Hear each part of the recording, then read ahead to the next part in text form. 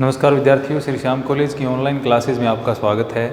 इस क्लास में हम बीए बीएड फोर्थ ईयर के लिए भौगोलिक चिंतन का इतिहास पढ़ रहे हैं, जिसका ये 63वां भाग है। भौगोलिक चिंतन के इतिहास में हम पुनर्जागरण काल के बारे में पढ़ रहे थे। हमने पुनर्जागरण काल के प्रमुख जो खोजी यात्री थे उनके बारे में पढ़ा। इसके अलावा पुनर्जागरण काल के जो प्रमुख आविष्कार थे उसके बारे में भी हमने पढ़ा था, जिसमें हमने मुद्रण, खगोलीय अन्वेषण है, इसके अलावा जो वैज्ञानिक तकनीकों का विकास हुआ उनके बारे में हमने पढ़ा था। अब हम देखेंगे जो खोज काल या जिसको पुनर्जागरण काल जिसको कहा जाता है। तो पुनर्जागरण काल के जो प्रमुख भूगोलवेता थे उनके क्या क्या कार्य थे, कौन कौन से प्रमुख भूगोलवेता पुनर्जागरण काल में हुए उनके बारे में हम पढ़ेंगे। तो पुनर्जागरण काल के भूगोलवेता,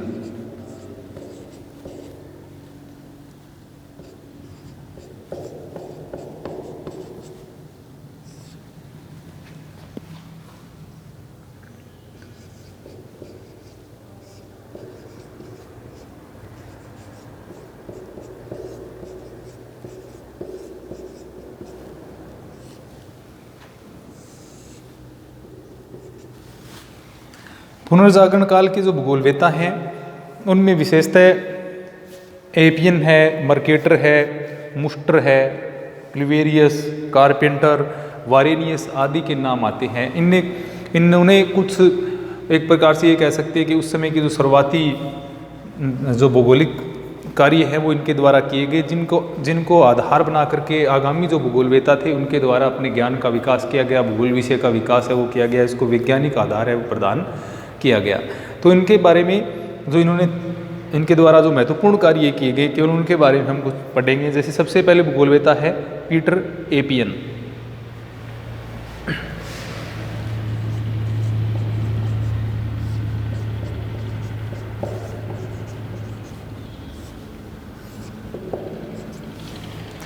पीटर एपियन ने लगभग 1530 में एक मानचित्र इन्होंने बनाया था। ये एक मानचित्रकार थे और 1530 में इनके द्वारा एक मानचित्र का निर्माण किया गया था। एक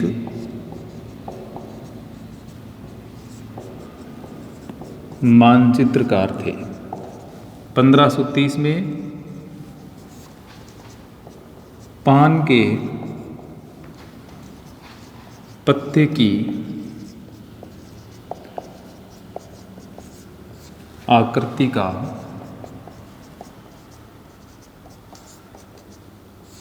मानचित्र तैयार किया।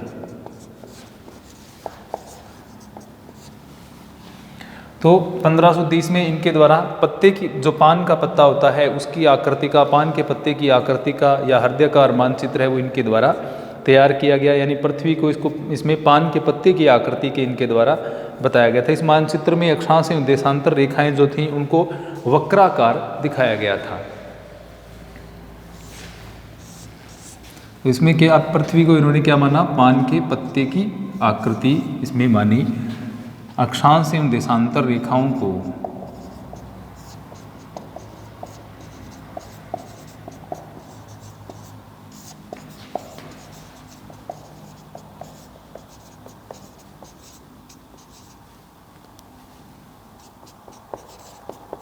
वक्राकार दिखाया। वैसे इस मानचित्र का कोई बहुत अधिक महत्व नहीं है, क्योंकि इनके एक तो आकृति से संबंधित भी इसमें दोष देखने को मिला, दूसरा इस पर एक ही जो गोलार्ध है उसको प्रदर्शित किया जा सकता था। दूरियां और आकृति दोनों इस पर क्या थी, अशुद्ध थी। अब इसमें क्या अक्षांश देशांतर को वक्राकार दिखाया गया। इसके अलावा इस मानचित्र में एक ही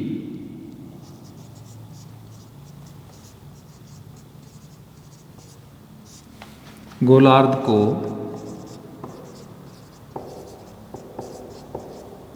प्रदर्शित किया जा सकता था। इसमें एक ही गोलार्ध को दिखाया जा सकता था। इसके साथ साथ इसमें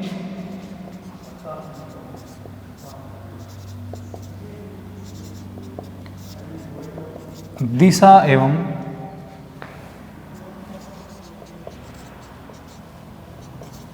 आकृति दोनों अशुद्ध थी। यानी आकृति एवं दिशा दोनों ही अशुद्ध थी इसमें। तो इस प्रकार से एपियन के द्वारा एक मानचित्र का निर्माण किया गया, जो कि पान के पत्ते की आकृति या हृदयाकार में जिसमें पृथ्वी को दिखाया गया था। देशांश देशांतर रेखाओं को इसमें वक्राकार दिखाया गया और एक ही गोलार्ध इसमें प्रदर्शित किया जा सकता था। दूरियां और जो आकृति है वो भी क्या थी, इसमें अशुद्ध थी। दिशा नहीं, सॉरी, दूरियां और आकृति दोनों इसमें क्या थी, अशुद्ध थी। अब इससे इसका महत्व तो ज़्यादा नहीं था, लेकिन इसका किस परिप्रेक्ष्य में महत्व ज़्यादा था कि एपियन का जो प्रक्षेप था एक प्रकार से, वो उसका महत्व इस प्रकार से था कि उसने प्रक्षेप निर्माण के क्षेत्र में, या हम कह सकते हैं मानचित्र निर्माण के क्षेत्र में एक अग्रणी कार्य इसके द्वारा, एक अग्रगामी कार्य इसके द्वारा किया गया था, जिसके आधार पर अन्य जो विद्वान थे उनको एक प्रेरणा मिली मानचित्र निर्माण का, उनको एक प्रकार से पथ प्रदर्शन उन वैज्ञानिक विद्वानों का हुआ। तो इस प्रकार एपियन के मानचित्र का जो महत्व है वो एक पथ प्रदर्शक के रूप में ज़्यादा माना जाता है। तो ये प्रथम भूगोलवेता थे एपियन। ये मुख्यतः एक मानचित्रकार थे। दूसरे जो भूगोलवेता हैं वो हैं गरहार्ड मर्केटर।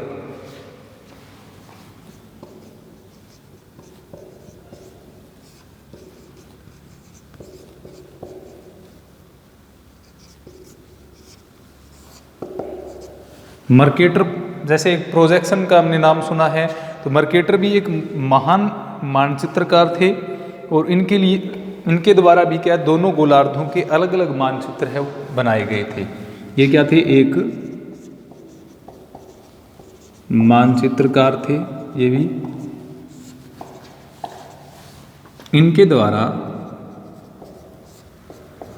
1538 में दोनों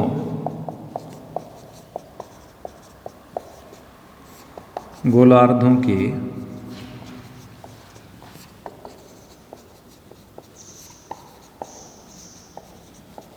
अलग अलग मानचित्र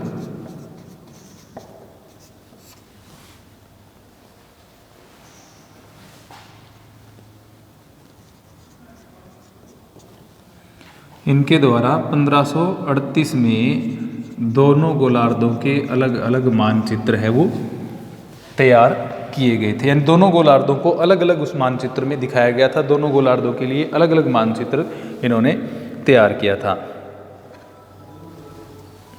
तो इस प्रकार से इन्होंने क्या किया, दोनों गोलार्धों के अलग अलग मानचित्र बना करके संपूर्ण पृथ्वी का मानचित्र है वो तैयार किया। दोनों गोलार्धों के अलग अलग मानचित्र बनाकर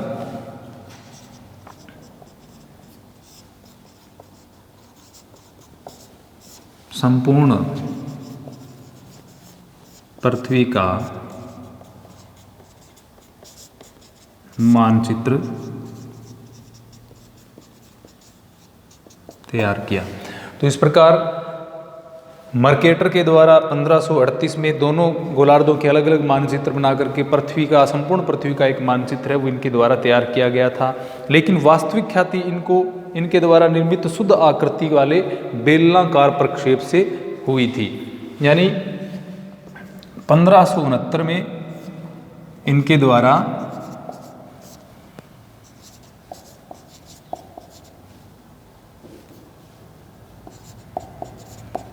बेलनाकार प्रक्षेप की रचना की गई। ये इनका सबसे महत्वपूर्ण कार्य था। यानी इनके द्वारा शुद्ध आकृति वाले बेलनाकार प्रक्षेप की रचना की गई थी। ये प्रक्षेप किस प्रकार का था, शुद्ध आकृति का प्रक्षेप था, बेलनाकार प्रक्षेप, शुद्ध आकृति। अब इस प्रक्षेप को इनके नाम के ऊपर ही क्या कहा जाता है, इस प्रक्षेप को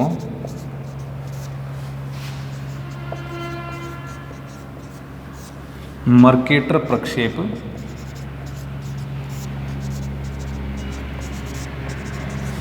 कहते हैं। तो ये इनके नाम के आधार पर ही, यानी गरहार्ड मर्केटर के नाम के आधार पर, क्योंकि इनके द्वारा निर्मित है तो इसका नाम भी क्या किया गया, मर्केटर किया गया। अब इसमें संपूर्ण पृथ्वी का जो मानचित्र है उसमें सीधी खींची गई जो अक्षांश देशांतर रेखाओं के जाल पर प्रदर्शित किया जाता है। यानी संपूर्ण पृथ्वी का जो मानचित्र है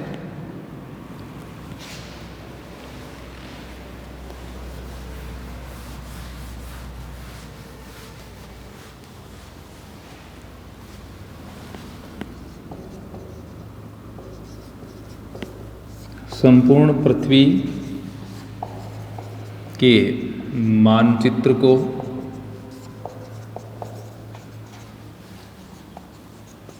सीधी रेखाओं द्वारा, रेखाएं कौन सी, अक्षांश एवं देशांतर,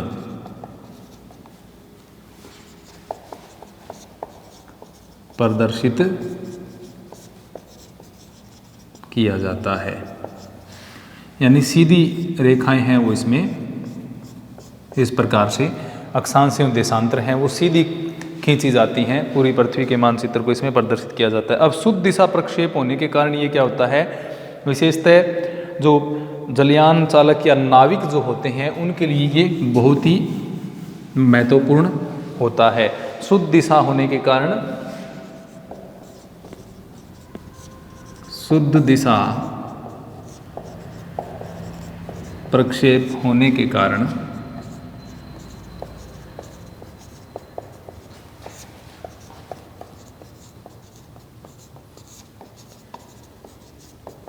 नाविकों के लिए क्या है, ये महत्वपूर्ण है। शुद्ध दिशा प्रक्षेप होने के कारण मर्केटर जो प्रोजेक्शन है वो नाविकों के लिए सबसे महत्वपूर्ण माना जाता है, सबसे उपयोगी माना जाता है। इसके बाद में अगले जो विद्वान आते हैं सेबस्टियन मूस्टर जिनका नाम है,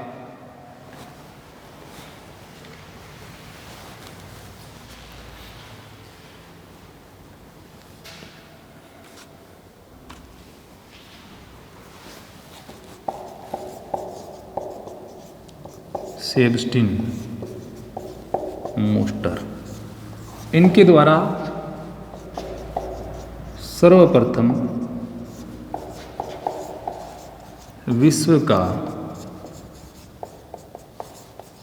भूगोल लिखा गया। यानी सेबस्टियन मूस्टर जो है उनके द्वारा विश्व का भूगोल एक पुस्तक लिखी गई। ये प्रथम विश्व का भूगोल था, कोस्मोग्राफी यूनिवर्सल या विश्व का भूगोल जिसको कहें। 1544 में ये पुस्तक है वो प्रकाशित हुई थी और इसके 6 खंड थे जो इनके 120 सहयोगियों के साथ इनके द्वारा लिखी गई। तो विश्व का भूगोल सेबस्टियन मूस्टर का महत्वपूर्ण योगदान माना जाता है। इसके प्रथम खंड में तो समकालीन विश्व का जो संपूर्ण वर्णन है, संक्षिप्त परिचय दिया गया है समकालीन विश्व का। उसके बाद में शेष खंडों में विभिन्न प्रदेशों के विस्तृत भौगोलिक वर्णन इस पुस्तक में किए गए हैं। यानी विश्व के बारे में पूर्णतः जानकारी इस पुस्तक में दी गई है। इसके बाद में अगले जो भूगोलवेत्ता आते हैं फिलिप क्लूवेरियस।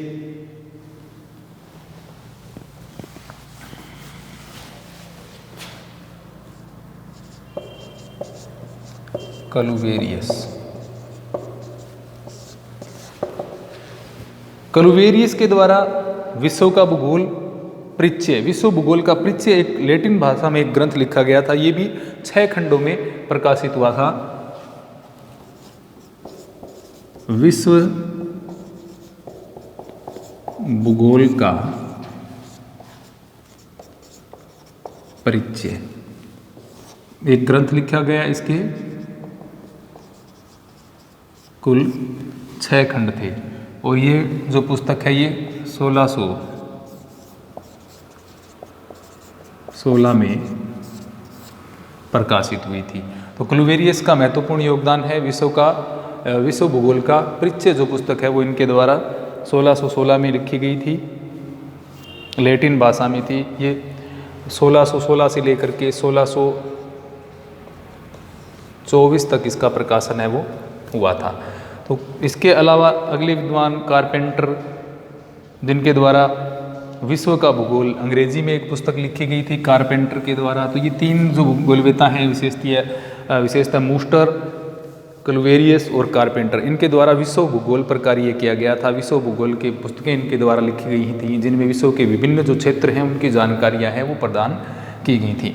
सबसे महत्वपूर्ण भूगोलवेत्ताओं में अगर हम देखें तो वारेनियस का नाम आता है, बर्नहार्ड वारेनियस। ये पुनर्जागरण काल के सबसे प्रमुख भूगोलवेता हम इनको कह सकते हैं, बर्नहार्ड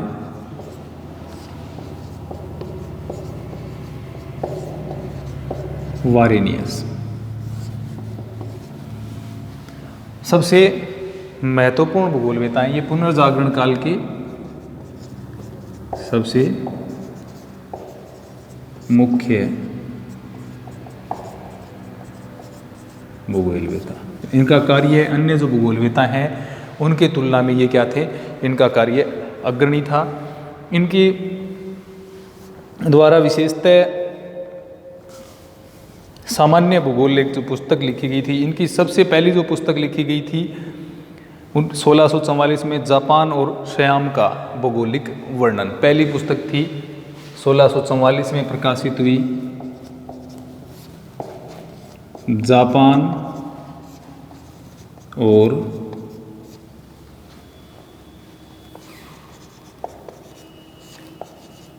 का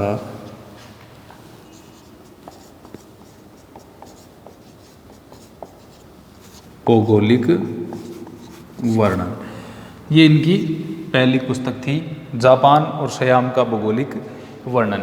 इसके बाद में इनकी दूसरी महत्वपूर्ण पुस्तक आई सामान्य भूगोल, जो कि 1650 में प्रकाशित हुई, जो कि सबसे महत्वपूर्ण पुस्तक हम इनकी कह सकते हैं।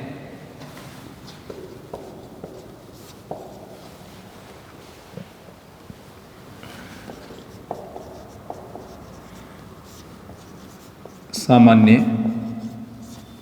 भूगोल ये 1650 में इनके द्वारा लिखी गई थी। इस पुस्तक में ये प्रथम भूगोलवेता थे जिन्होंने भौतिक भूगोल और मानव भूगोल के जो मौलिक अंतर हैं उनके ऊपर विचार इस पुस्तक में इनके द्वारा किए गए थे। यानी भौतिक भूगोल और मानव भूगोल, यहाँ पर दो भौतिक भूगोल और मानव भूगोल पर विचार या इनके जो मूलभूत अंतर हैं उनके ऊपर इस पुस्तक में विस्तृत विवरण है वो प्रस्तुत किया गया है, विचार हैं वो प्रस्तुत किए गए हैं। और इसी से इसने भूगोल को दो भागों में, एक प्रकार से ये क्रमबद्ध भूगोल और विशिष्ट या प्रादेशिक भूगोल, दो वर्गों में यहाँ से भूगोल है वो बट गया था। एक तो क्रमबद्ध भूगोल और दूसरा था विशिष्ट या प्रादेशिक भूगोल। तो इस प्रकार वारेनिसी प्रथम भूगोलवेता थे। क्रमबद्ध भूगोल और प्रादेशिक भूगोल के जो द्वैतवाद है उसकी नींव इनके द्वारा रखी गई थी। इसी पुस्तक से क्या है, भूगोल में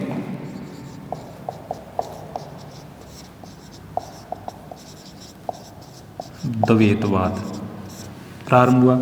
इनके द्वारा क्या दो, एक तो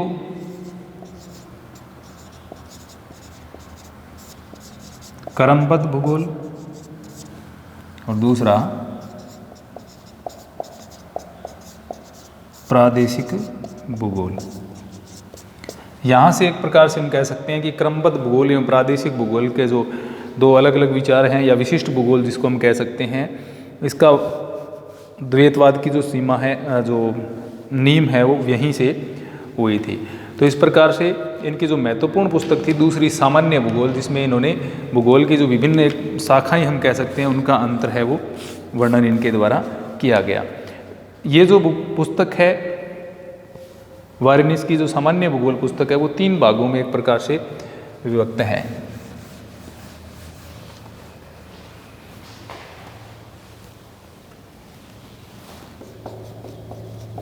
सामान्य भूगोल, इसके कितने भाग?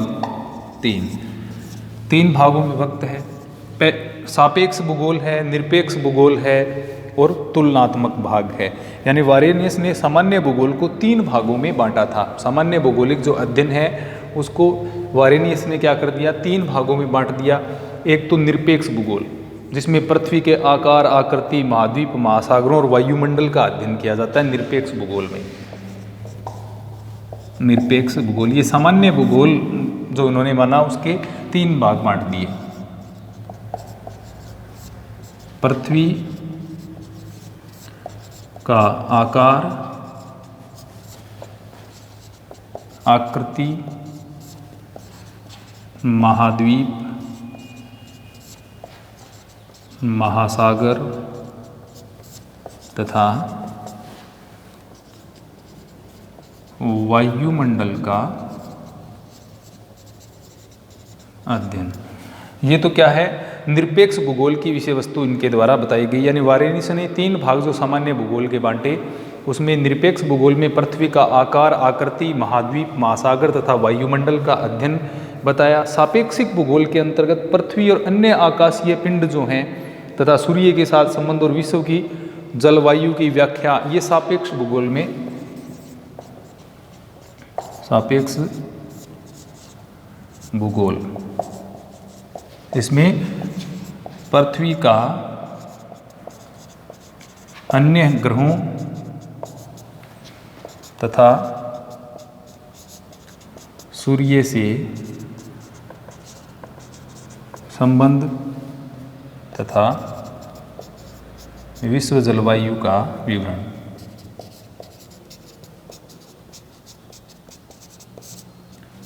ये इसके सापेक्ष भूगोल की विषय वस्तु है, वो वारेनिस ने मानी। तो सापेक्ष भूगोल में ग्रहीय भाग, जिसके अंतर्गत पृथ्वी है या अन्य आकाशीय पिंड जो है तथा सूर्य के संबंध या विश्व जलवायु पर उसके क्या प्रभाव पड़ते हैं, उसकी व्याख्या, विश्व जलवायु पर प्रभाव, इन संबंधों के आपसी ग्रहीय संबंधों के क्या प्रभाव हैं, उन चीज़ों का अध्ययन इसमें किया गया। अब तीसरी जो इसकी शाखा होती है वो इन्होंने बताई तुलनात्मक भाग। अब इसमें पृथ्वी का सामान्य वर्णन है, भूतल प्रस्थानों की सापेक्षिक स्थिति है, नौ संचालन जो है उसके बारे में इन्होंने बताया। तुलनात्मक भूगोल, पृथ्वी का सामान्य वर्णन, इसके अलावा स्थानों की सापेक्षिक स्थिति, इन चीज़ों का वर्णन है वो तुलनात्मक भूगोल में। यानी तुलनात्मक भाग जो है उसमें पृथ्वी का सामान्य वर्णन है, भूतल प्रस्थानों की सापेक्ष स्थिति है, या इसके अलावा नौ संचालन के जो सिद्धांत हैं उनका वर्णन है वो इसमें किया जाता है। तो सामान्य भूगोल को इन्होंने 3 भागों में बांटा, निरपेक्ष भूगोल, सापेक्ष भूगोल और तुलनात्मक भूगोल। तो ये हमने देखे पुनर्जागरण काल के भूगोलवेता, जिनमें सबसे प्रमुख स्थान किसका है, बर्नहार्ड वारेनियस का, जिनके द्वारा एक प्रकार से भूगोल में द्वैतवाद की नींव भी रखी गई। तो ये थे पुनर्जागरण काल के प्रमुख भूगोलवेता। धन्यवाद।